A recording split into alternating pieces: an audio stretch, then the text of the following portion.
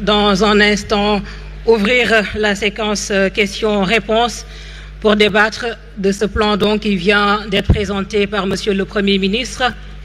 Mais avant, pour ce grand jour, nous allons d'abord recueillir les premières réactions de son Excellence, Monsieur le Président de la République, Excellence Monsieur Bassirou Diomaye Diakhar Faye. J'ai l'honneur de vous inviter à venir prendre la parole.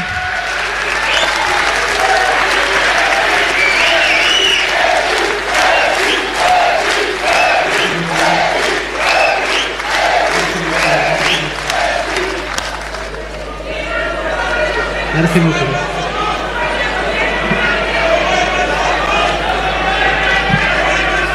Monsieur le Président de l'Assemblée nationale, Monsieur le Président de l'Assemblée nationale, El Hadj Malick Ndiaye, Monsieur le Premier ministre Ousmane Sonko,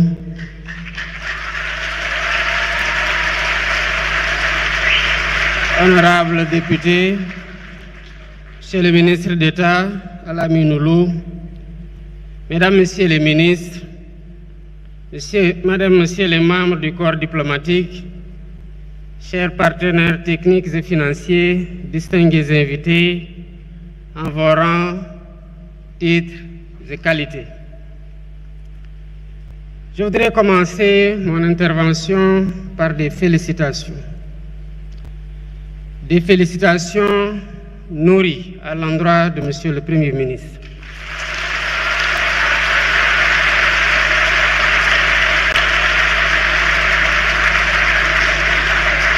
Des félicitations à l'ensemble des membres du gouvernement.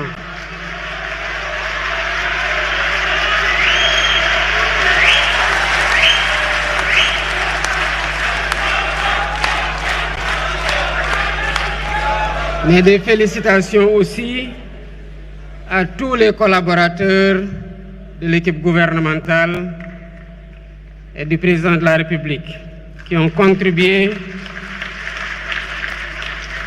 à l'élaboration de ce plan de redressement dont vous avez chacune et chacun l'opportunité d'en apprécier la pertinence et le réalisme.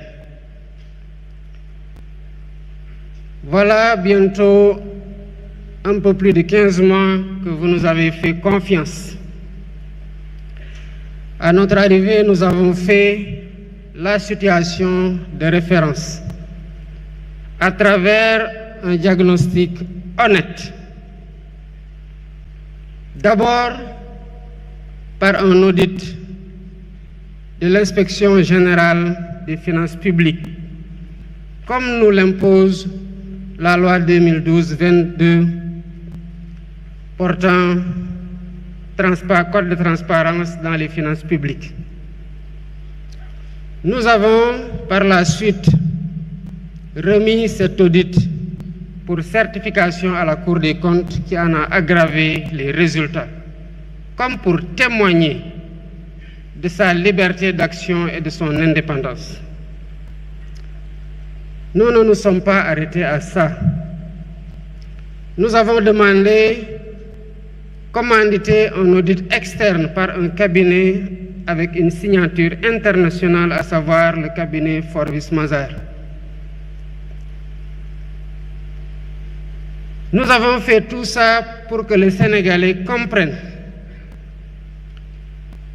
comme nous aussi nous l'avions compris, l'envergure et la gravité de l'héritage qu'il faut balancer avec l'espoir qui a accompagné notre élection.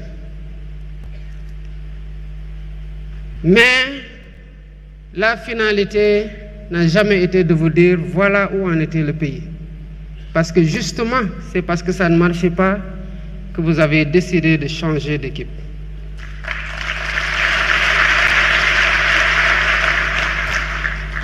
Et nous nous sommes donc attelés à proposer des solutions. Cela a conduit en un temps record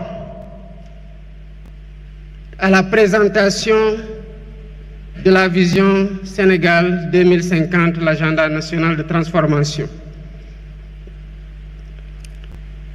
Cela a conduit à la confection du master plan, à la sélection d'un portefeuille de 80 projets catalytiques. Mais nous ne pouvions pas nous en tenir à les exprimer, à les concevoir, à les partager.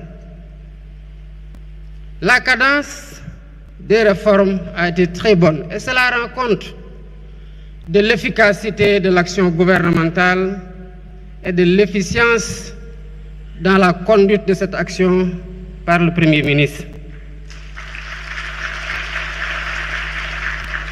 Pourquoi nous avons fait le choix de la vérité? Parce que nous savons que vous avez élu des hommes véridiques pour les avoir éprouvés.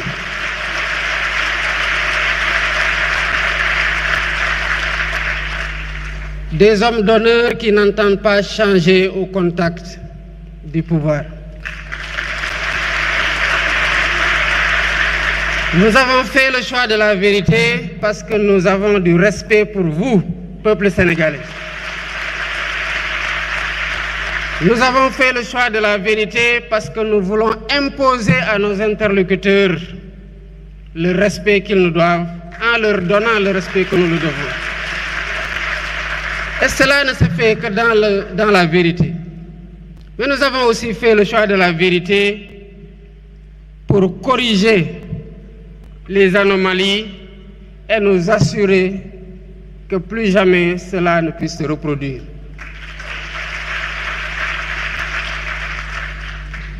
Toutes les fois que nous avons